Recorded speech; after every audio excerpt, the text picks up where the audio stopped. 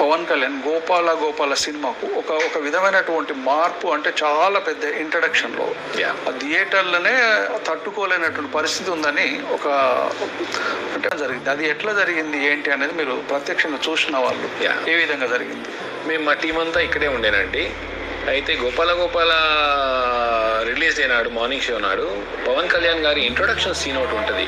అది ఆ మూవీలో 2-3 సార్లు చూపిస్తారు. ఇట్లా ఇక వస్తున్నాడు పవన్ కళ్యాణ్ అంటారు, మళ్ళీ ఒక 3 minutes వరకు రాడు. బేసికలీ ఇట్లా డీల్ కీన్స్ టైప్లో అయ్యి ఒక 3వ సారి 4వ సారి ఆయన ఇంట్రొడ్యూస్ అవుతాడు. బేసికలీ ఆ మూవీలో అలా ఉంది కంటెంట్. ఆ 3 సార్లకి ఒకదానికన్నా ఒకటి మించుకుంటూ ఆడియన్స్ చీరింగ్ ఎంత యాక్చువల్గా ఇంట్రొడక్షన్ అయినప్పుడు ఎంత చీర్ చేసింది కదా అంటే థియేటర్ ప్రాంగణం దద్దరిల్లిపోయి, ఇన్ఫ్యాక్ట్ మై డాడ్ ఆల్సో ఉండే అక్కడ, టాప్ లేచిపోతుందా ఒకసారి చూడండి అన్న టైప్లో ఉండే, అంత ఆడియన్స్ ఉండే. బేసికలీ ఏమండి మనకు సౌండ్లో విన్నాం కదా మన పాత స్టోరీలు, సౌండ్లో మేఘాలని వాన పడేటట్టు చేస్తానని ఉండే కదా, ఇది టాప్ లేచిపోతుందా ఏంది సంగతి అన్న టైప్లో ఉండే పవన్ కళ్యాణ్ గారి గోపాల గోపాల.